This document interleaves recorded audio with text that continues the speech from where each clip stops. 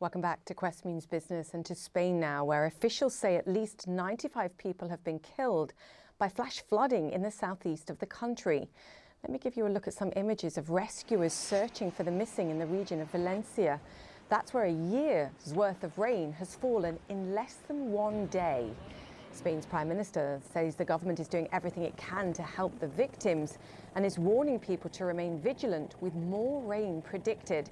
Atika Shubert joins us now from one of the affected areas. Atika, no city is built with infrastructure that can survive that kind of rain onslaught. Just talk to us about what authorities are saying and how those rescue efforts are going. Yeah, they are going forward, but clearing the debris is a painstaking process. They've called in extra military units to try and help with that. The city of Valencia was actually spared the worst of it. Really, the hardest hit were the outskirts of the city, particularly inland and to the south. And this is where a majority of those deaths have occurred. The death toll recently was confirmed by emergency services having jumped to 92 in Valencia alone. So it's a very grim number. Actually, an even higher death toll than the 1957 catastrophe that actually rerouted the river here in order to avoid these kinds of deaths. Unfortunately, it seems to have happened again. Take a look.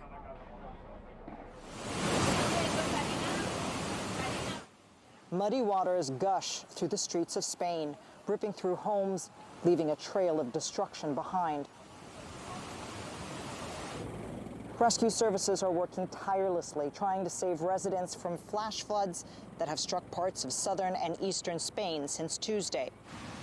The severity of the weather has killed dozens of people, according to authorities, with torrential rain in many cities.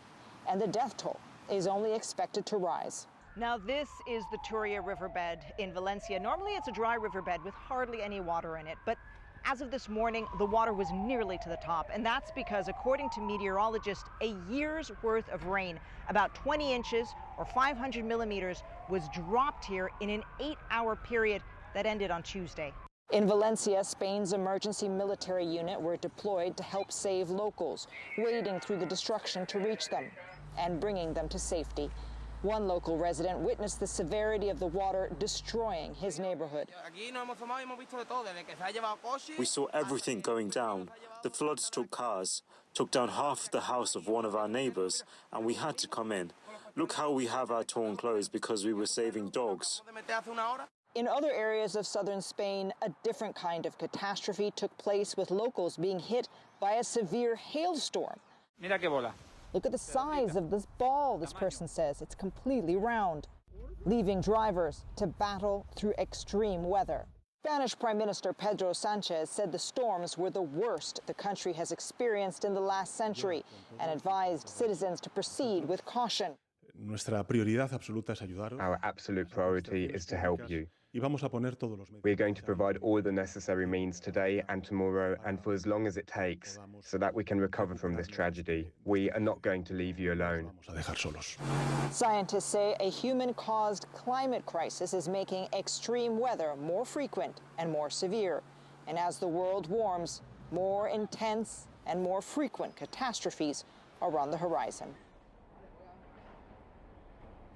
It's going to be another sleepless night for local government officials. The coordination center in the building behind me is going to be staying up with emergency services as they continue with those search and rescue efforts. Julia. Atika, thank you so much for that report, and we wish everybody there safe and well. Now,